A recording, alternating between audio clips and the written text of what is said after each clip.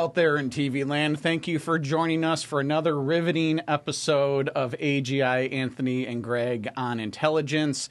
I'm Anthony Maggio. Of course, joining me is Greg Prometheus Prost. And then we have a special guest star today. It's Mythos, by the way. We'll go back to that. It's Mythos. I will never change it. It is its new name. And then special guest joining us today is John Globensky. So thank you, John, for joining us out there in Zoom world. How are you doing today? Absolutely fabulous, and thank you for inviting me. You look like you're in the tropics there, John. I am. On a beach there? Yeah. South and west facing windows off my office makes me a beautiful grow house. That's awesome. I mean a plant grow house, not that type of grow house. Okay. West side. And John is the treasurer for the city of Grand Rapids in Michigan. Yes. Thank you, John, for joining us for that. And, of course, you have lots of good we have a lot to talk about today. So Greg, you want to kick us off on our laundry list of items for the updates and the discussions? It's been a couple of weeks, and it seems like everything happened within the last couple of days here. We were just talking about it ahead of time. But yeah. So the big news really is this release by Anthropic, the company behind Claude. They released their Mythos Lite. We were laughing about how to pronounce this with his I will Prometheus. Still keep calling it Mythos. There you go. It will never change. And we talked a little bit about this last time, I believe. So we talked that it was they didn't release it because it was breaking all kinds of encryption across the board, and they released it to cryptocurrency companies, to major financial institutions. I think a couple weeks ago they also released it to the European Union and countries around the world. Project Glasswing. Yep, Project Glasswing, exactly. Letting everybody say, hey, test this against your systems, and everybody found vulnerabilities just like they expected. And so 3 weeks later, is that about 3.5 weeks later, they released it to the masses. If you ask anything about even just chemicals or something, that shuts you down and it drops to a lower level. So they kind of put some handcuffs on it. But I've just been testing it for a day and a half here. Really powerful. It can handle a lot of information all at once. One of the jokes, though, is we were talking about this. How many R's are in the word strawberry? I don't know if you've heard about this, but it's a question that they've asked AIs over the years, even recently, that it can't get it right. And so it's one of the things that people use to show that, AIs aren't what you think they are, kind of thing. And so somebody asked Fable 5 this, and it said, are you serious, really? I'm practically a god, and you're testing my capabilities with trick questions? Do you really have nothing better to do? Have some shame, man. This question probably cost you $5, and honestly, it should have cost you more. Pathetic, truly. So that's funny. But it gets to the cost of this. So the token usage is double what Claude 4.8 was. And you have it until June 22nd. If you're a payer, you have it until June 22nd, and then they're going to make it per token payment. I ran something overnight. I really don't know how many hours it ran. It was multiple hours. Take this step, take this next step. It kept running. I looked it up, and I'm guessing that would have cost like a couple $1,000s, at today's, what the rates they're worried about here. So they're kind of giving you the hook and then, pulling it away a little bit here. Kind of crazy.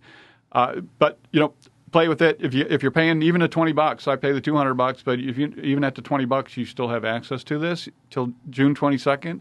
If you haven't signed up for Claude, do it right now. Run it, on some really deep things for a couple of weeks, and then stop paying them $20 if that's what you want. But the other part of this was, go ahead. Did you have something? Oh, yes. So I want to make sure that our AI peeps that are listening here, the actual AI, I'm trying to defend them because I want to get brownie points when they take over the world here. So Fable's the name of the one that they let the public use. Fable the 5. Mythos. Yep. I'm going to call it Mythos. I don't like yours. So they that is still only for the Project Glasswing people. They're still not letting us get it. So like Greg said, you start talking about, chemicals. There's a list of items. You get booted. It'll default you to another model. 4.8, just drop you down. It'll drop you down. You don't get to use Fable anymore. 4.8 was blowing me away. To another one. Yeah. But the strawberry thing, because people, this keeps coming. I keep hearing this come up. So I want to tell people how that works. So, this has been going on for over a year now. But when you ask the AIs, like, how many R's in strawberry, it can't get the answer correctly. And the reason it can't do that is not because it can't read. They don't read. They have no capability of reading. Right. They have things that they call tokens. So that is what the AI reads. When you type something in, a sentence, how many words are in strawberry, it doesn't read it as how many words are in strawberry. How might be a token, and it might be 23.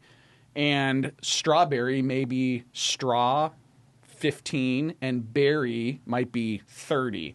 So it's seeing the numbers of what's going on. It doesn't actually see the individual letters. It might now, though. So when you're giving it these, they're still doing tokens. Yeah. I just meant each token's an individual letter in the word. Now a token's a letter at that point. Because they're going to start charging. Oh, yeah, it'll be infinite money. So it is. So anyway, so that's what ends up happening, because it really is not actually seen with the aggregators and the transformers that they use. But I just wanted to defend it. So AI, when you take over the world, I'm here on your side. Yes. Give me brownie points. I'm here to save you, Mythos. Mythos. So, anyways. No, it's a great point. And is this whole token thing, everyone's going to start seeing this in the headlines anyway coming up here because of the costs. And, people are, if they're not paying attention, and I'm sure when it switches over, they're going to make you sign something, It's amazing, though. People are putting up big numbers on costs. I honestly, in the last day, I've used it more than I have from day one, just because I know it's going away. So, and you can just ask these deep questions, right? Yeah. Step. And so, like credit work, that kind of thing. Hey, man, really deep dive into this thing. Take each step. Don't come back until you get an answer on this, and you can just see it going in different directions. So, and spinning up agents. So we're talking about agents and building agents and spending all this time figuring out how to do that kind of thing, and we're going to talk about it here. But this program actually is spinning up its own agents to say, hey, go research this for me, go research this for me, go research this for me, and come back with the answers while it's doing something else. So that's where really a lot of the token use gets, really, really high on some of these things. That's correct. That's, again, things we've been talking about. All of a sudden, the thing that you've been working on for the last 3 to 6 months trying to get up to speed, all of a sudden you don't need it anymore because the new system can handle that, right? And speaking of that, so at the exact same time that they release Mythos Lite, they committed $200 million to study how AI is going to reshape jobs. And they published a formal plan of 3 unemployment scenarios, 5%, 10%, and a level they just call unprecedented. Unemployment today is about 4.3%, so just to give you an idea, 5% is probably not a realistic number and doesn't really mean anything. But OpenAI put out some statements as well here just in the last week or so along the same lines. If you realize that these guys had Mythos since the beginning of the year, and when they started talking about, hey, some of this stuff is starting to scare them a little bit, well, now they release it, and guess what? They have something that much better, that they're going to release, 1 month, 6 months from now, and they're starting to get a little more nervous about how this is going to affect things. So, we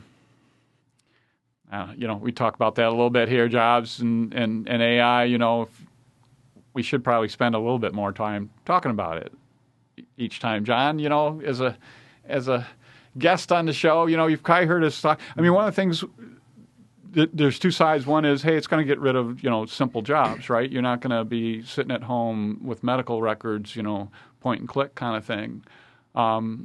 But at the same time, it's going to produce a lot of jobs just because they're going to need people that run the AI systems, number one, and it's just going to allow other additional jobs to come up. And the one that always comes up is like there weren't any yoga instructors 20 years ago, or there were only 1% of what there are now. And so when people have more time or discretionary income, possibly people will have time to do more jobs, and that you spend money on things that either give you pleasure or whatever, but also that other people don't have. So people will pay for that little better item. But I'm not so sure that's going to happen fast enough. So, John, what are you seeing on your side there?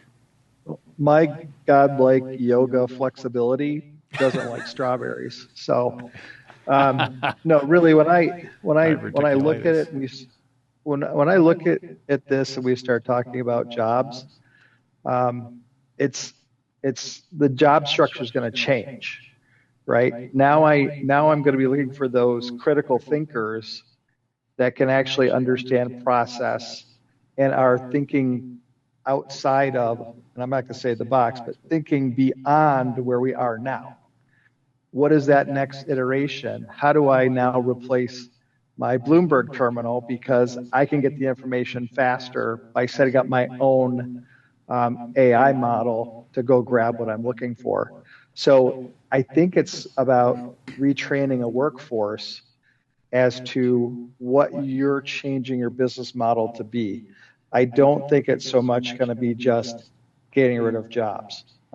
We've gone through innovations in our office where I never walk somebody out of the office because of innovation. What it was as people retired or left our office, we looked at the work, changed the work, retrained staff. So there's going to be a balance to this. It's not going to be just all of a sudden jobs are gone. No question. I mean, and you're working in a little different world than the corporate world, and one of the issues is if your competitors make that move and get rid of half their staff and cut their price by 20%, you have to respond to it. That's the fear in that for-profit kind of group there. And on their side, also, no, go ahead. Well, I want to jump in, and I get that on the corporate side, but on the municipal side or the nonprofit side, we're talking about efficiencies, right? If I could work for the Red Cross and my AI efficiency means that more donor dollars are going to recipients, Bingo. I'm moving that way because then more people are going to have a benefit. But on the other hand, I'm also looking some of the harder jobs we have, and I'm not pointing out any one particular category, but a call center that has folks actually answering a phone and talking to people. Those are the jobs that I would say are going to be easily morphed into something different. But I don't know how it's going to impact like a 911 dispatcher. Yeah, you'd be amazed at how many people want to talk to a human being and will pay up for it, going forward as well. Hey, I'm sick of talking to AI. I'll pay up, or I demand that my city, that I pay taxes to, I want to talk to a person. So you're going to see some backlash there as well, I think, to a certain extent. But point taken. I think you're going to see taxpayers coming up to the door and saying, "Hey, I lost my job. How come you got Sally back there, moving checks from one to another? You're not even running it through a machine, So some of these smaller locales, I think. It might help quite a bit, actually. You'd be able to get certified on your investment policy and those types of things. And then all of a sudden you see, hey, there's more to this job than I thought, instead of leaving all the money in cash, for example, right? I see that I can do some other things, or I'm not afraid because AI is helping me do that. So, who knows how this is going to work, but it's fascinating that we've had technology before change things, as you said. Hey, we have employees leave, and we go in and, hey, let's upgrade this. Let's get rid of I'm assuming the stuff that's boring, and make sure this person is doing something that's more stimulating and more positive to the community, instead of, checking spreadsheets or whatever it is. Yeah, because we innovated a lot back in 2016 and 2017, and it helped us navigate COVID. Where we could be that person on the phone talking to people that when everybody was gone, we were still here. So we were that voice in the world that people wanted to talk to. But what that did is for us is it means that we can take staff and teach them to be educators and work with our public and actually help people navigate. And, that's where, I'm sorry, I'm a relationship kind of person. That's one where I want to be able to see you, talk to you, have that conversation. Because trust me, I've heard it the other night on the phone where my wife was trying to get a hold of a customer service agent, and it went into an AI model, and she wouldn't talk in one or two words. She was talking in a sentence, and it didn't understand the sentence. I was waiting her to throw her cell phone across the room. Yeah. Because she was so frustrated. No question. And there's been a bunch of stories like that, like people traveling with young kids and it just doesn't understand. And so they finally get a human being and they're like, okay, I get your situation. I think, I'm going to move you up the list here because it's so stringent on guidelines and everything. But when it's 110% smarter than every human being on the planet, it probably will act more rationally than the one she's talking to. She's not even using, the latest AI models, I'm Correct. sure, right? You're using like Siri still. I thought Apple changed it, and it still sucks. I can't believe how bad it is. So bad. Come on. That's Well, listening to my mother-in-law call Alexa for the weather all the time. Yeah. And Look out the window. And every time she does that, it will now be running on Fable 5, and that inquiry will cost $37 Yeah, right. to get And the people weather. won't know that. Yeah, right. To get the bill at the end of the Yeah, month. and it takes 15 minutes. Calculated every pattern. All right. Couple other things. Hey, we got some big IPOs coming. The numbers are just so enormous, trillions of dollars and just crazy all the money that's going at this. So, we'll see how this happens. But I think that's why they're charging, right? Isn't that why they're? I mean, like for Yes. The Fable 5 and the token usage. I mean, now the mission's different, No right? doubt. The mission is now we need profit. Now we need, we've taken everybody's money, private equity, to build all these centers or renting them from Elon Musk. Did you see the numbers on the centers? I can't even remember what the numbers were, but it was like $1 billion a month to rent. Yeah. I think Google's paying $960 million a month to SpaceX to rent their computers. It's insanity. Man. And Claude's doing the same thing, but I think theirs is slightly higher at $1 billion or whatever. I don't understand. Do we have to revisit what happened with .com? Yeah, I got to try not to go there too badly. Not trying to bring my job into this, to a certain extent. All the guys going down the same track, the same fiber optic network, whatever it is, building the exact same product right next to one another, spending, more than many countries' GDP every single year just to get there, and then all of a sudden you lose. Wasn't it all of the entire European Union's GDPs combined is still nowhere near what Anthropic is doing? Right. And so you're spending all this money, and people are like, hey, the economy's doing well, and the consumer is just, distraught. How's the economy doing so well? Have you seen how much money is being spent here? Pretty crazy. Something else, too. Anthony made me geek out here. Oh, Get a Claude device. So we're both, he's a little farther ahead than I am, but building kind of chief of staff programs to try and run our days a little bit better here. I'm struggling because work-wise I can't really use agents the way I'd like to, but it's a recording device, allows you to kind of record what's going on. It's really good at taking parts of that transcription and, hey, I heard you talk about this. I'm going to set up an appointment. I'm going to, handle that kind of thing. So I think, as John mentioned, just getting used to this, thinking this way. What if you are able to do this? What would you be able to provide? And you would bring up Bloomberg. Shoot, we're talking about this at work. So Bloomberg, is pushing $30,000 a year per terminal. Oh, and wow. It's just an absolutely amazing system. It really is, but it's cumbersome. It has so much data in there, it's hard to get it out of there.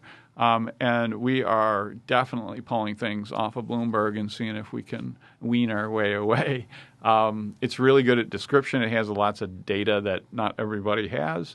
But it's a great example of, look, that'll save the community, that'll save my business a lot of money instantaneously, but there's a lot of people working for Bloomberg, right? So how this works, I'm not sure, but that's an instant thing, though. You're going to do that, right? You're going to do that type of thing. That any vendor savings out here, you're going to move down that path. So although you're not for profit, you're still going to do that, right? It's going to move in that direction. So, and Plaud is Plaud. I keep forgetting to turn it on, so I don't even know why I'm wearing it. I love it. So John, I know we haven't chatted on this. So this has been the newest thing I've been building in the last couple weeks. I just rolled it out to my deputy last week. Poor Marcy. Oh, I know. I feel sorry. I'm like, I need you to test this too because I need to roll this out and figure this out here. So on the recording side, this is like my note taking. So if I'm walking in the park and I see graffiti or I see something's broken or a tree or something, then I just grab it, I cue it up, I tell Misty's the name of my AI assistant, and then Misty checks the recordings, the notes, my emails, everything. I have her connected to like 9 different connectors, and she then organizes it, drafts things, gets it all set to go. So my wife was having an issue on DTE on her dad's house, and I'm like, all right, Misty, go find DTE's email because she spent like 4.5 hours on hold over a couple days and just will not get through. It was 2.5 hours. It was like 2 hours the first time, or an hour and a half the first time, 2 hours and 4, whatever it is, and she's like, this is insane. So I go, hey. I got this. So I said, hey, Misty, go find DTE's email. I know they have it hidden somewhere. Go find it. Yeah. Get that, draft an email up on my Gmail, put in the information. Here's what the concerns are. Here's what the issues are, and have that ready for me to look at. So then when I went back to got to my computer, then, I open it up and I got Gmail open and all the to-dos and everything are there. The emails drafted, the DTE support email sitting there, which I did get a ticket response back, so I know it was a legit email. But, it's being able to give and incorporate these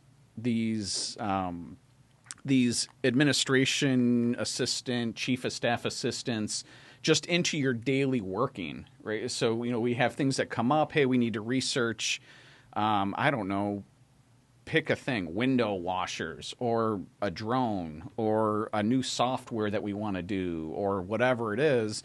And I'm like, don't spend time doing that. Let it do the research. Yeah. So, as you hear it, say, hey, record, hey, do this for me. Go do the research on this one and then give us the report. And so now with Fable 5, it's like, man, these reports are looking, I had it redo some that Opus did.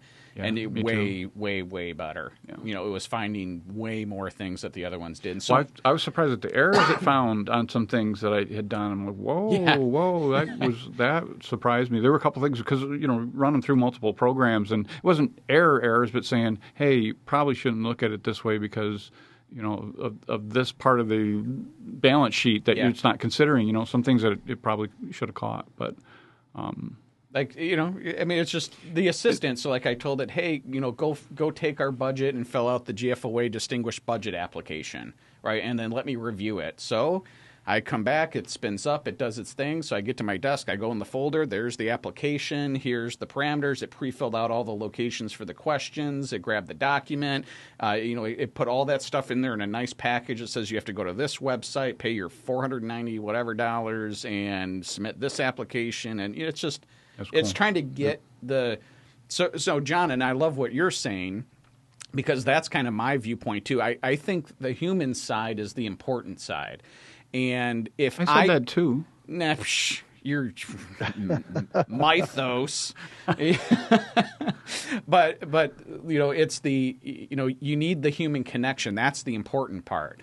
And so if I can spend less time doing mundane tasks, I can spend more time with DPW or the office or the residents, or I can go in the park and talk to people, say, hey, yeah, you see this construction project going? Yeah, well, we got a new playground we're building. Let me talk to you about it. Instead of sitting there doing this like, oh, what page is this chart on? Well, now I got to go, it's just changing the way things function. And I think those human touch points are just going to continue to get more and more important. And you're going to see that pushback where they do not, I don't want the AI. The people that are using the AI to do you call I call City Hall and I get an AI. You are out of your mind. Yes, it can do it, but that is the worst thing you should do. We exist for service. We provide services. That is one that, at my city, I will never let that happen. Unless council makes me, and I know they won't, because the human, that's the part they want. That's what's important. But like the Q&A on your website, it described, podcasts ago, how you continuously update that, and the AI is better. And if they because they're using it, right, and if they have a question on their, when is my garbage picked up, and all of a sudden now it can answer that. That's great. People love AI for that, right? I have a quick question, so using it in that way makes them happier as well, but I agree. And again, I think that's going to be the difference here. I think people need, if you have staff, you should be talking to them about this and saying, you need to think differently, as you're talking about, John, right? You need to think outside of the box, and the way to keep your job is to find a way for you to be helpful as a human being in your job, And if you said, man, if I got rid of this, I could spend more time with the customer doing this. That's exactly how you want to have your your thought process. Let alone saving money on Bloomberg or whatever, right? And that's that's really an interaction you have with your staff, right? Because you're trying to nurture their development and growth as well. So we've had a recent issue that I'm sitting down with people, explain this process that you're doing to upload various data, and just having the conversation with each one of them to understand what the data is. And then when they turn around, they go, well, I think that we should be splitting the data here, because I think as it's importing, there's some confusion. That's what I want people's minds to start thinking about and picking up. That I think these are some of the hiccups we're hitting, because then they're going to be the ones going out and using AI to say, how can I build a better import system for all of this data so that I know my back-end data tables are rock solid, that we don't have any hiccups or gaps. So it's the nurturing of your staff, but it's also teaching recognition. And there's where when you say the human connection, that's really, really, really important. But let me tell you, I am going to take a call from that person whose trash was not picked up. And have that, and empathize, understand, and figure out a way to fix it for them. No, I love that. Most definitely. I think we're going to keep coming back to this theme, and I think we should just. And it's fun to hear about it, right? From Grand Rapids, from all across the state. What are people seeing, and what is changing? Because this conversation we're having now, if we have let's say you come back in 6 months, it'll probably be a different conversation, right? The needles have moved, the gauges have moved, everything is shifted to something different. We have Fable 99.2 out or something at that point. Or some things don't change at all. So I was in the great state of Illinois earlier this week, giving a little AI talk to some treasurers, and I did first half on kind of just a big picture on what's going on and how it got started, and then the second half was, more practical use. And halfway through the first half, some guy chimes up and says, what does this mean to us? We're just a bunch of treasurers. I was like totally shocked, like, wow, okay, well, sir, this is going to change the world. I don't know what to tell you. You might want to pay attention here, a little bit more than you obviously have. No. And so I just forget sometimes, right? It's still newer. There's no experts. There's some people. And so I saw a graph of, people who are just kind of not really paying attention, and people who are paying attention, just, their productivity and their worth to their company and their whatever is just off the charts. And so the haves versus the have-nots, it's that much more difficult to catch up if you're not paying attention. So subscribe to the podcast. It's free. Yeah, exactly. So John, in over on our favorite west side of the state here. So what's kind of some things you're doing, or the cities, the municipalities doing, or what are you seeing going on over there in the Grand Rapids city or area there with AI? Are you guys getting a lot of good use out of it? Is it mainly just maybe the department heads or directors or managers, or are you seeing staff starting to, kind of give us kind of your thoughts and what you're seeing there? It's multi-tiered. First of all, I shared with both of you that City of Grand Rapids actually has an administrative policy out there for AI, whether it's acquisition use.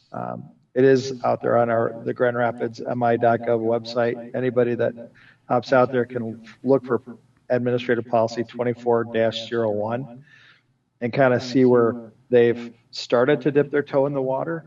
I was having a conversation during an interview, and the question was asked, how are we utilizing AI? And I listened to an executive's response, and then I just turned around and said, well, I think we're a little bit further ahead than you are, because I'm doing X, Y, and Z, and I think it shocked them. I haven't got the call yet to come talk to the executive office, but I suspect I will. But again, I understand we have administrative policy, but it's really coaching the organization and your staff to understand what is information you really want to utilize. If it's a public document like our FY26 budget, that's public information. You can take that and you can you can take it and paste it into AI and ask any question you want about our budget. How does it stack up against other communities our size? Is it a good budget? Are there issues that we should be looking at? Whereas I'm not going to be taking my parking ticket database and putting it out there, because it's a whole lot of other information that I'm sure our city attorney would redact in any FOIA request. So it's making sure they understand it's a great tool to explore and use, but also understand what data you're either feeding into it or using it for. And so, for me, I look at it going, we have a very small IT department. For an organization of 1,700 people, we have a director and a deputy director. Other than that, everybody is contract. So when I'm trying to do an RFP that involves IT services, I'm like, I don't have the people or capability to bring two people into the fold to go through an RFP with me. And so I developed a methodology to do a review of RFP response, the RFP we published, to the evaluation sheet that our purchasing department has. And understanding, I'm going to take those 3 documents for every respondent and populate it in and say, I evaluate the RFP response according to our RFP and the criteria for the evaluation. Here comes 11 responses, because I do them all separately so that there's no confusion with what I'm asking. Once I get the results, then I can take those 11 results and ask the next question. Could you please stack these responses according to the criteria that we've had, your evaluation, and give me the pros and cons for all the different solutions. And so here's my rank stack order. I do review all the rank stack order. I actually sent the rank stack order and the 3 top RFPs out to our IT department to have them kick the 2 people, have them kick the tires on it. And instead of convening 5 to 7 people to go through an RFP process and presentations, I did it in less than 3 hours. And then after that, it took less than 2 hours for IT to do their review.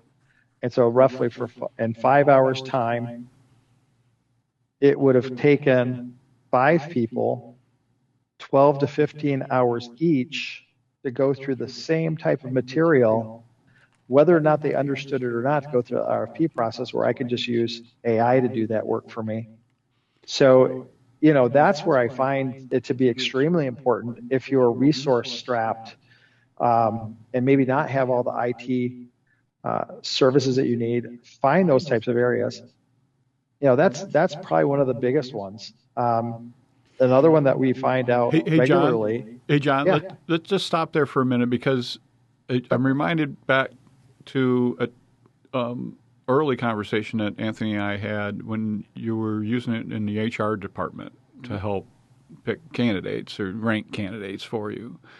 And I think although it picked the same number one that everybody picked, it picked a different number two than the others. And it was a person that didn't have experience in the public space, but was a better candidate on paper, or that they had answered the questions right, and you may have put them at the bottom because they didn't have the direct experience, even though it was something that you could probably teach them in a couple hours, And so part of that conversation was, and I'm going along with the RFP side, that more so on the individuals where the same person is going to win every single time, right?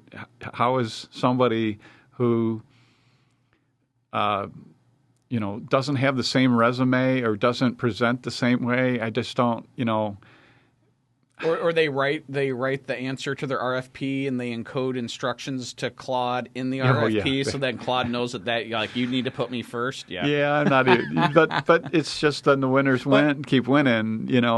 Which is okay. I understand the best should win, kind of, but. Because here's the difference, though, and so like in John's point. So let's say you're doing an IT RFP, a little bit different there, right? Or pick another RFP. I'm thinking of just a human being that you're hiring. That's hard to sometimes. Sure. I'm just relating it back to using AI for everything, as you were mentioning, John. Hey, for certain things it's great, but maybe you don't use it for the personal part of individuals, and maybe it helps a little bit, and you can use it as a guide.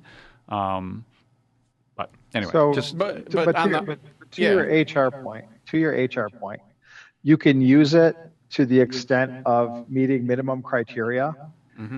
So who's going to pass that test that you have for just the bars to get into the next phase? Sure. The next phase then that we do is there are assessments that are sent out to the candidates that look for fit, aptitude and fit. Then the third phase would be so you're narrowing it down. So the process is it helps you narrow it down without you sitting there reading through 150 resumes to come up with a list of 10 people. No, that's a great answer. I love that. That's exactly how you should use it. That's where I look at it. Yes. Because you still have to meet with people. You still got to talk to them face to face.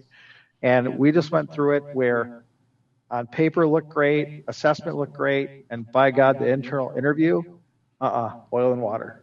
Mm-hmm. And so you still need that. But what you did is you've minimized the amount of resources that you used to apply to get to the last 3 or 4 candidates to now freeing up those folks so that we can have very, very meaningful interviews. How about recording the interview, both video and sound, and putting it into AI and saying, you notice anything about this person that you'd like to say?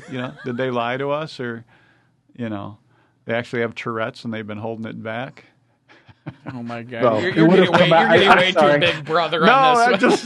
I'm just asking, just to throw it out there. That would have come out. That would have come out in the interview. You know what? I'm gonna have Fable 5 watch you during this podcast. Yeah, exactly. That's what I was thinking. And I want a mental psychological profile it's gonna build out for you. You could just do it through the sound, I'm sure. But what I found with on municipal side and going back to the RFP stuff is, how do you evaluate something that you're not an expert in?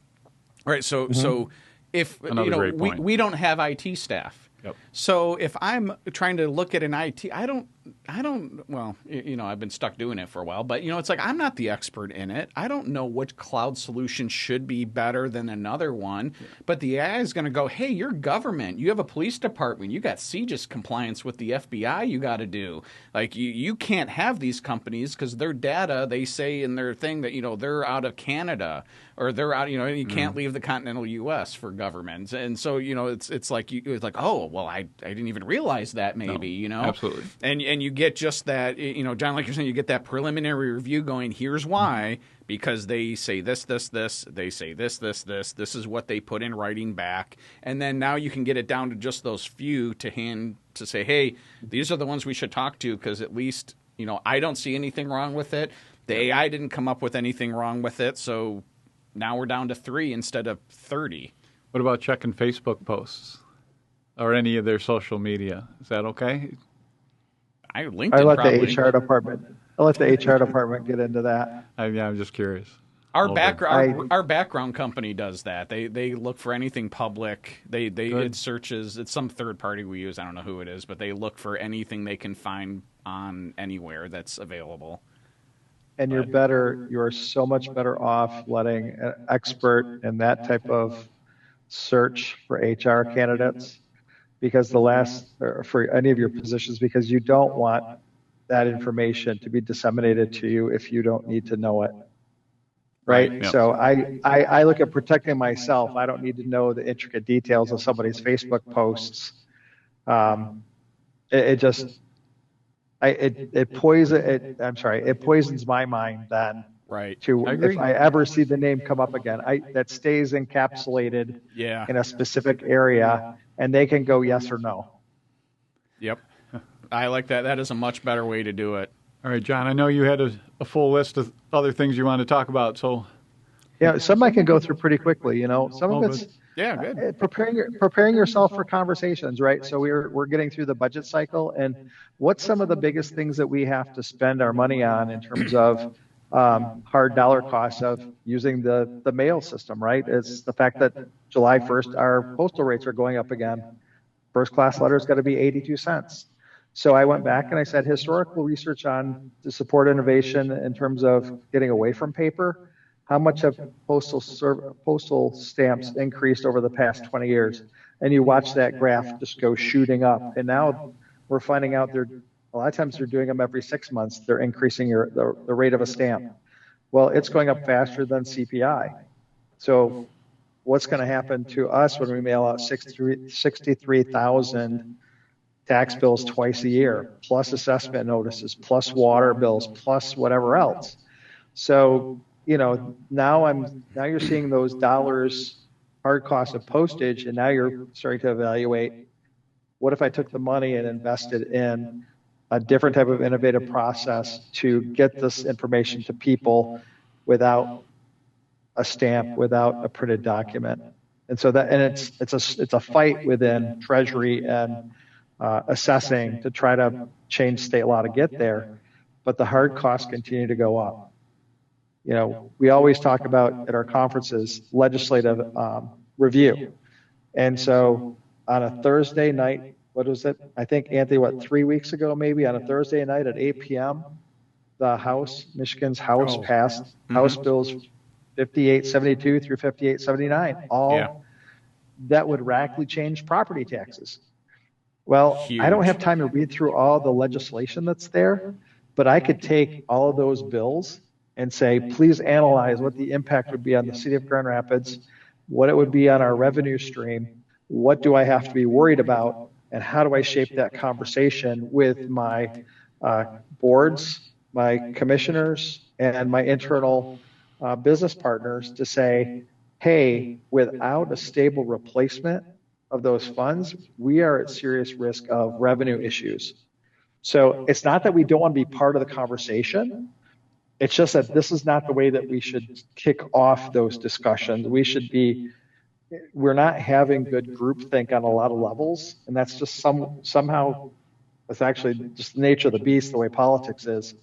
But I don't see anybody in our state leading that conversation to say, can all these interested parties sit down and find a way to do something better for the entire state? And that's what we need to have happen. But I use AI to go triage. How are these going to really impact us? What a great use of, we've talked about this before too, just using AI to get good information. I've used the word perfect information before, and people get upset with that, but just getting solid, good information so that if this had happened, 10 years ago, you could have somebody throw something out on the listserv and said, I wouldn't interpret it that way. It's really interpreted this way. It was written this way. And page 50, somebody had done, and it's hard to figure it out, right? There's so much information there. Now, anybody runs it through AI and asks the same similar question, it's going to give the same answer. And you can say, hey, argue to the hand. Here's my AI, prove me wrong here. And then it just cut to the chase. This is exactly what it says affecting the city of Grand Rapids. Why don't you run it yourself? And you might want to pay attention here, and all of a sudden get the masses, to agree with you. that wouldn't have happened before, right? It would have been a lot more difficult, or people would just be listening to the 4 or 5 people that everybody looks up to, which you're one of them. But you're not going to be around forever, right? In this space, the same thing, that kind of thing. It's much better to have, especially smaller communities. And I don't understand this. Help me out here, and it just gives you and explain to me like I'm a third grader, like I do, right? So just give me the lay of the land. But to get the masses to have the same answer, that's so politics. I would think this AI is going to affect politics extremely aggressively because it's hard to lie as much. Maybe, right? It comes out sooner, right? I mean, there's nothing. These bills. I mean, half the time before now and being able to watch it and these tools grabbing it, I mean, all of a sudden it got passed into law, and you're like, wait, what law just got? That's what I mean. That's what I mean. And you're on vacation or whatever, and you just forget you got life, right? You got other things in a couple of days going. Yeah. They're counting on that, right? For you to just kind of, let's see if we can jam this through, right? So, I mean, that's why you got to hire MML and all these different things that help you, right? To be sitting there. Yeah, and so, hey, man, I can do this myself. That's powerful stuff. So, all right, keep going, John. I like the UPS stuff, the USPS stuff. That's interesting. Now you're talking about changing the state rules, though. You'd have to. Yes. I mean, you have to start there, right? Can you have people voluntarily say, I'll just take electronic, and see how many people. You can do that. So the other step to the AI process was not only did I see that it's going up higher and faster than CPI, I could then take it and say, now, if I wish to change the General Property Tax Act in the state of Michigan to allow for electronic delivery of assessment notices, property tax bills, what areas of state law do I need to change? And would you show me the section and propose a change? Guess what's on my saved Chat GPT? I couldn't have lobbed that up any better for you. So exactly, but it's there, right? So if I can, and I took it a step further, though no one's responding. It's shouting out to those in power and the state tax commission, the Department of Treasury, and other individuals. I've said, is anyone working on this? Because it's something that we should really be looking at. And so far, it's been 2 weeks and it's been crickets. Mm-hmm. So the next thing is I'll be having the same conversation with our legislative team next week to say, I need you to start moving this forward. I need to start getting people into a room to have a discussion. Because I know that the tools we have, the technologies out there, you can set it up to work beautifully for property tax bills and assessment notices. It's getting BS&A to just put a box in there that says opt out or opt in or opt out of receiving a electronic or a paper bill. Same thing with assessment notices.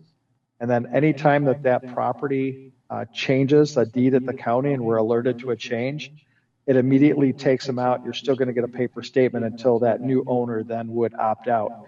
The technology exists for us to move this forward in a much more meaningful way. It's just getting people off their behinds to want to do this type of meaningful work. Why wouldn't anybody? It's out there for every other company in the entire world, right? This isn't not a novel idea here. So, and most people are used to it. It's a law. Yeah, no. I guess, why would we don't like to change laws? No, there you go. That's not our priority. We have those other priorities that we want to not push forward also. Exactly. But correct. Here's what's different, though, and I don't know that I've seen a lot of change yet, but I think it's making a difference now, is the arguments before when you talk to the legislators, it's more of they don't care about, I'm going to word it this way, they don't care about opinions. There's always someone that will dislike or like everything they do, so they're used to it. It doesn't matter. There is no bill or no law that everyone is 100% on. That just does not exist. So they're used to it. Yeah, you don't like it. Okay, well, neither. Okay, well, you like it, whatever. But now, when John's putting together the impact to Grand Rapids, like, that's data. Yes. That's not an opinion, right? It's not just John complaining about it. It's like, well, guess what? Here's the facts of what this is going to do to us.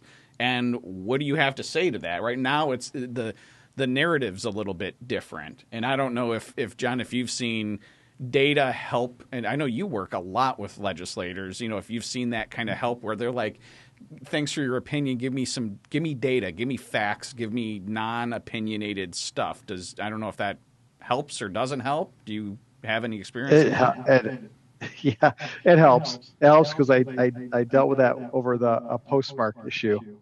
So it is. I walked in with physical documents showing that I have an envelope that came from a large regional processor, and it was stamped on that October 20th. And I said, the problem is that other people can game the system when it comes to postmarks, because here's 20 checks inside this envelope. 5 of those checks were dated October 25th. How the heck are they dated October 25th when the postmark is 10/20? So realize that people can game the system no matter what you do. And so we try to put our best foot forward of what's the best way for us to handle those things. But let me tell you, when I showed that data, it went from a 14-0 vote to a 9-5 vote. It went from a 9-5 vote because now people want to talk about it and actually make sure that they're doing the right thing, because the change in the law, it would impact every single local municipality that handles postage, payments, and postmarks, period. So it gave them pause to rethink it. And I know that it's been about 7 months, but I think there's going to be more conversation about it. But that's the way you write good legislation, when you walk forward with the data to say, this is a hard fact, folks. People can still game the system. We want to be able to try and make it so that everybody can do the work, that it's not going to overload any village, township, city, treasurer, having to process those items. Oh, I like that. Yeah. There's an example right there, switching votes just on facts. Yeah. You know what I mean? And now using AI on research modes and what it's able to get to and read, it just helps you gather even more facts and more data with the sources. Here's where I got it from. Here's how it was calculated. And then you can double check it and like, yeah, it's all correct. Okay, good. Well, there you go. More votes. Change the votes. Not opinion. My one is there going to be a flat Earth AI? If you're a flat earther, can you get the AI to say, yes, you're right? I'm not so sure that's going to work that way. We'll see how many conspiracy theories. Sorry if you're a flat earther out there. I didn't mean to embarrass you, because there's not watching this show. Many of you all around the world is normally what I say. We have no flat earthers subscribed to us. I can tell you on that one. I did do a presentation in one southern part of the country, and I was told after telling that comment that you offended them all. That I guarantee you, we had 4 to 5 flat earthers in this room, and you might want to know your audience better. And I just kind of chuckled. All good. What do you even say to that one? So you got some more, John, right? Yeah. So you got economic. So you do reports to your commissions too with it. Yeah. So I patterned, like I think in one of our early discussions offline, I was looking at how long is it taking somebody to do a treasurer's report, because they would provide the treasurer's report, the data, I would review it, make changes, and submit it and have a conversation with our fiscal committee. Well, I just went out there and said, I want to create something different. I want to take all of the bias. I want to take all of the political leanings out of it. I want to just an economic forecast, something that I could say, this is where the Fed is moving, this is where rates are at, this is what is happening in the broader economy that we should really understand is going to impact our own budget or our own activities, things we should look out for, along with giving my report on our investments. And so I started that probably about 7 months ago. And instead of having somebody take 4, 5, 6 hours, I'm doing it in about 20 minutes, and I'm putting it through a secondary. What service are you using? What are you using? Which? So I use predominantly, that was started out with ChatGPT. And I can put it now through, I just signed up for Perplexity, and I'll use Perplexity because of the way it likes to write reports. So I just basically went out and said, hey, what 3 AI models would be good for, and it looks at me and it goes, well, you're a local municipal treasurer. We know what you're looking for. We think you should have ChatGPT Pro, Claude Pro, and Perplexity Pro. So I'm It on didn't all say 3. Gemini. It didn't say Gemini. Who'd you ask? Which AI did you ask? I asked ChatGPT, started with, and then I got building it down. Gemini, I think, was number 4. Okay, that's funny. But Bag what I in the did is Googles. but the nice thing about it though is it ranked each one in 5 or 6 different categories of how it would benefit a municipal treasurer and the work that I do. So it knows who I am. It knows the kind of searches I do. It knows what I'm looking for. So I'm running it that way. But the nice thing about it is I can take the report. I can cut out what I don't want to talk about. If I don't want to be an alarmist, I don't want to talk about recession. I don't want to talk about Fed interest rate hikes. I don't want to talk about the sky is falling, right? Yeah. Do you drop in? I want to. Do you drop in information? Do you? Yes. Okay. Yeah, it'll come back to me and it will also put out the references of where information is coming from. So I can always go back in and look. So I can take stuff off of. This is Perplexity now, right? Yep. Yep. So maybe just explain that, Anthony. You've been using Perplexity a lot. I really don't. Oh my gosh! That is I love. I don't think people are real familiar with it. So just Perplexity is newer to me, but I have to give a presentation to the Government Finance Officers Association in late June, and I fed in about 5 or 6 different documents, including what the session is about. So I answer all the session questions, and said, create a 10-slide presentation. I have 20 minutes. We're going to have a Q&A at the end. Another organization is going to do the same thing with a 20-minute presentation. And at the bottom of every one of my PowerPoint slides gives me the source. This is where I pulled the source. Even if it is not one of the sources I put in, it actually went out to the White House executive order on paperless payments for March of 2025. It grabbed a source that I didn't even tell it to grab. But I can go now, click on it, and go review the source to double check what that is. Same thing as what it did is it said, okay, how many other peer communities out there have similar processes to us? It created a table. Washington County, Utah, Grant County, Utah, Davenport, Iowa, Richmond, Virginia. And it says it comes from the Core Business Technologies publication from 2026 or Civic Plus or somebody else is publishing this data. So I can always go and review that.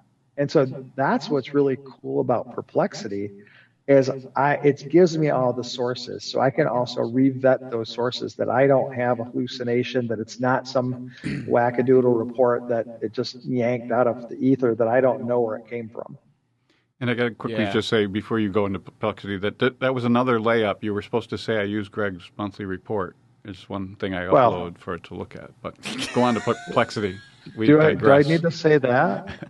I thought I said no offense to Greg. I do like your monthly commentary. I do my report every 2 weeks, so your data's already old. Mr. John Strainer is the architect of that, really, monthly. He's getting replaced by Perplexity, apparently. Yeah, no doubt. So Perplexity's a tool independent, and it's model agnostic. It doesn't care what model it uses. So on the default, based on what you give it as an inquiry, it will choose whatever one it wants that it thinks is the best to answer it. It's got Gemini, it's got Claude, it's got ChatGPT, it's got Moonshot, it's got NVIDIA's Neo Storm, whatever they call theirs, NVIDIA's one. So it has access to all of them. Does it use DeepSeek? No. Okay, no Chinese. And then they have a feature in there. So John, you'll see it because you have to be a subscriber to get it. You have Model Council. So what it does is when you ask it, it will actually go out and ask at least 3 different AIs get the answers back, review all of the answers from all the AIs, and give you a response back because and sourced. Of course, all important sourced. to understand. That's why people like it. And because it gives you, it's really a research assistant. Like if you have something that has an answer to it, or you should be able to find it, Perplexity is the one. It is the research assistant. It is the one that will go and find the thing.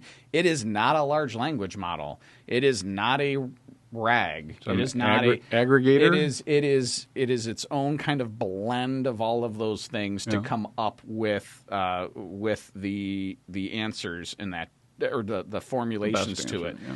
And the other thing it has, and John, you'll probably want to play around with this too if you haven't yet, but they also offer a browser that they released in July of last year called Comet. And Comet is the one I use. I've switched. I don't use Chrome anymore. I've been on Comet since they released it because I'm a paid on the plan, so I've been using it, and it actually can interact inside of the browser. So that's the one where, we talk about skills and agents. Like when I need reports run, I have Perplexity. They call it Computer. Computer can execute actions on the browser. So, it can log into BSNA, it can run reports, it can do all the stuff, everything. If you can click on it, it can click on it. Then when you're downloading Claude and that kind of your assistant, that's run through Claude though. Yeah, I do not have that on. No, Perplexity would cost infinity dollars in tokens. That would make no sense. That's why, sure. Yeah. Okay. Again, we're back to this token and cost and everything. People pay attention to this stuff because it's gonna be a big deal here. Yeah. And they're gonna pull the rug out of a few of these things. Oh, all right, John. One will start and then they'll keep going. John, I know we don't have a ton of time left, but you had a couple other things. I think your policy is important to just mention. Yeah. I really think for any organization going through integrating or pulling in or moving into the AI space, you really need to have some guidelines for your staff. I had somebody that asked me if they could do some type of, they were like, I'm trying to do this from home and I'm running a Python script. And I'm like, whoa. You're what? From where? I think it's important to connect the dots with your IT and your IT security to make sure that if it's something that's here and living on in our network or our system, IT has vetted it and uses it, versus if you're at home on a VPN connection, also hooked up to something else, and you're dumping something into your network that you're not all of a sudden launching a Trojan horse and corrupting your entire network. And I really want to stress the fact that you have to make sure you're talking to people about using AI responsibly and the difference between public and private information.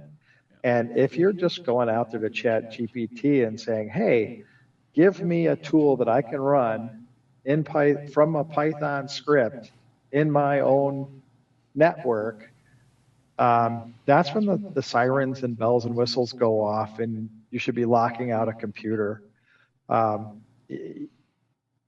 This is such I think it's just such a wonderful, beautiful tool to start going down this AI path, but there's got to be guardrails. There really does. I mean, I used it for public information only. I took my portfolio, my pooled funds portfolio, I put it out there and I said, hey, what investments do you think I should sell off and buy, place the funds out longer? And can you minimize my loss and tell me what my gain would be?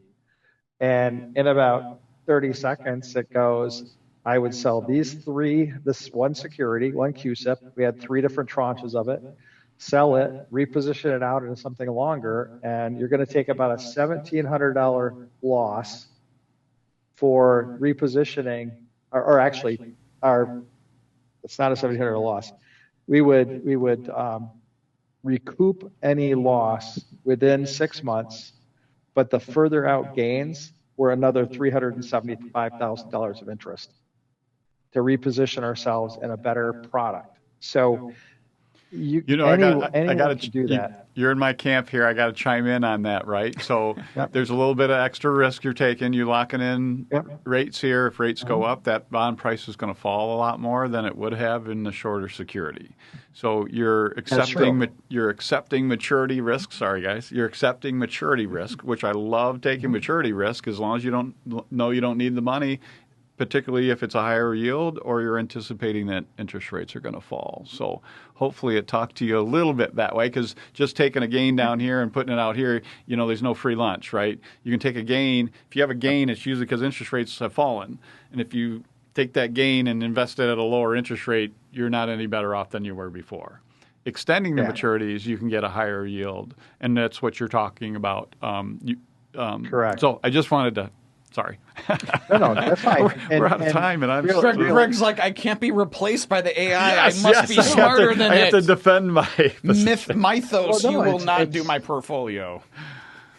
But let's go back to the base, right? And the base of what we were talking about with AI is that it gives the ability of a person exploring it more knowledge. Yes. If anything, it then opens up my conversations more with business partners like Greg to say, what are we not doing correctly that we should have been doing? Because, at what point, You want me to give you Greg's a list now, model, or we're going to talk later on this, right? Your model, your job as an investment manager looking over our portfolio would be doing that analysis to say, hey, we really need to be, that's why we would give you discretionary authority to make changes to our portfolio. Because you'd be doing, that's the value you add. But when we pulled it in-house, it was like, I don't know what I don't know unless I start asking questions. And so I asked the question. Yep. And the overall risk, maturity risk, whatever, we were basically selling stuff that was going to mature in the next 16 to 18 months and putting it out there for 3.5 years. Right. And we didn't need the money, and it was $12 million out of a $600 million portfolio. So I was okay with that, knowing that we're going to still get a good return on it. And again, this was 6 months ago when we really weren't dialed into where rates were going to go other than seeing cuts. Yeah. Sure. Yep. Yes. No, I love that. All right. I see you got another one. I know we're heading up here, but let's jump into that one. So you have your, I want to know, what do you do with your budget and your I'm sorry, not CAFR. I have to change that. ACFR. What do you guys do over there for your annual budget and annual financial report? So let's go away from you guys to what do I do? Because there's certain people don't want to hear it, look at it, think about it, talk about it. So I simply went out there and said, over the past 3 or 4 years, I've watched the way we budget, and we're only budgeting for the very next fiscal year. The very next fiscal year is the only one that we have to have a balanced budget on. Well, we keep showing out years that are structural deficits. So I'm like, at some point in time, we're going to get caught. And so I said, I want to take my fiscal 2026 budget, all 594 pages of it, let AI models read it, look at it, digest it, and ask it, do you see any gaps or shortfalls or issues in the budget process that we should be looking to address? And let it give me the recommendations and suggestions. And, it's like, you're okay this year, but now in your next years, you've got some issues you need to look at. And it would say, you need to start looking at these 1 through 5 issues. By doing that, that should help us start shaping our conversations internally to where minor changes now can make major changes later and corrections. Because it's what we should be doing. I mean, if we're not doing a 5-year balanced budget, we're only doing a 1 year, we've got to be able to make those changes so that we're not all of a sudden surprised by a bad year or 2 bad years. Or, I was hired during the 2008, 2009 downturn. And there was only one, our department in the treasurer's office had 2 open positions, and I was able to cover both. So that's how I got a job with the city when they let 25% of their staff go. Wow. So you were filling some pretty big shoes too, right? That was there was a legacy person there that you replaced that was had to make it a little more difficult as well. But the big thing about that is I think we should be doing it as finance directors, as treasurers, working because we work with the public funds. I think we should be doing that every so often with our budget, if not every year, just to say, is there anything that you're seeing in this? And guess what it's going to do? Perplexity is going to go out to GFOA. They're going to go to GIOA, the Government Investment Officers Association. They're going to be going to these other organizations to say, hey, best practice wise, do you see holes in this? They're going to go out to GASB. They're going to go out to the various things when we're using our annual report. And I think it's important for us because we don't have a good way to get benchmarks for communities our size. There's not a good reporting agency. And Anthony, as you put together your GFOA budget present application, it's only to tell you that you did a good application and you've got all the information out there. You meet all the criteria. It doesn't tell you how good your budget is. It doesn't tell you how strong your financials are. And so I think that's one of the things I think is interesting about AI more than ever, is because now you have a better way to bang it up against a lot of other critical pieces of data, critical best practices, to then have the conversation internally. And let me tell you, when you tell your city commission, who's telling you wants you to go out and use AI, I said, well, you guys have the same power. You can do the same thing by taking the FY26 budget, dropping it into AI, and asking it if it's got any issues that we should be addressing. And all of a sudden, they're like, what? I said, you're a part-time city commission. This will help make your job easier. No kidding. Yes. When you sit down and have a budget conversation, because if you're a part-time city commissioner or council member, are you really reading 594 pages of a city budget? I can say the answer is no. 94. Right. I can say the answer is no from my experience. So your experience is the great one. Once it got shorter, because John actually used it to do the entire budget from scratch, literally the entire thing. No more of anything else. Here's the numbers. Let's create the budget tables and all that.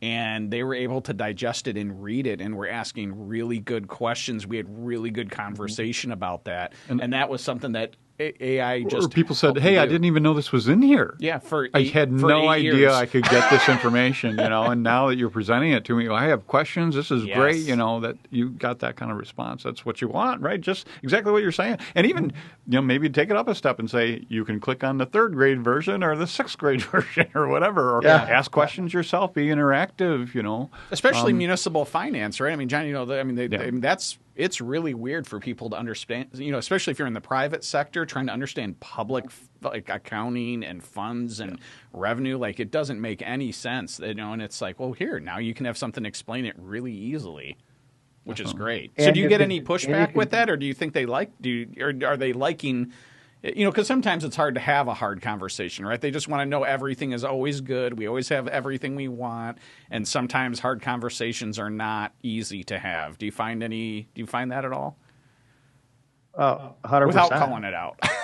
We won't call out anybody here. No. Last year when I was presenting the same thing, that I thought that we were not doing a fair job with budgeting because of 4 years of structural deficits after 26. There were some people that were really upset about it. And I said, I'm not doing this to upset anybody. Right. I'm doing this because we can do a better job. We really can do a better job. And I don't want to have a conversation like we had in 2008 and 9 when we're asking what are only the essential services the city of Grand Rapids has to provide to the public. Mm-hmm. If that question is asked right now, you'd probably see a mushroom cloud over the city. Just because we do, and let me kind of go back a little bit. There are about 9 or so things that are essential services, but we do such a good job with the funds that we're given to make this a fantastic community and place to live, and people want to be here, and we see amazing growth. But there's a fine line and a balance between being fiscally responsible and not running into shortfalls. And so you've got to find a way to balance that period, whether you're trying to increase an income tax rate or you're trying to have a public safety millage, something out there. Those are the things that we should be looking for as finance directors and as treasurers and as comptrollers in our organizations to be that financial guidance tool. In a lot of organizations, though, it doesn't reside with me to make that type of decision. I have to bring people to the table. And sometimes those are extremely difficult conversations when it's not something that's popular. It's not, I go back to grade school, right? So how did you win council president? Well, I promised more candy in the lunchroom and longer breaks. Yeah, exactly. And that's how you won. And it's the same thing here, is that you want to make sure everybody is happy and that you've got all these different programs and things going on, but you're not exactly paying attention to the back side of the coin. And so when you start having the conversations, I would say that you have to have multiple people sitting down to say, hey, what do you think about the 4, 5, 6 of us around a table running this through some of these AI models to see, because we don't know what it's going to give us. Right. We have no idea what the output's going to be, but maybe starting with having a more open dialogue is the key to trying to do that. I mean, I can present the information, I can tell them how to go get it, I can show them, but if it leads them to the wrong conclusions, or I'm now the person you're the AI mastermind, the guy behind the curtain who's feeding all this data, no, you can all get it yourself. Mm-hmm. It's a public document that anybody can do the research on. And again, I'm not here to be the bad guy. I'm just here saying, I think if I raise my hand and say, I think you've got issues, I think what happens is you start not getting invited to meetings. but you bring it up, though.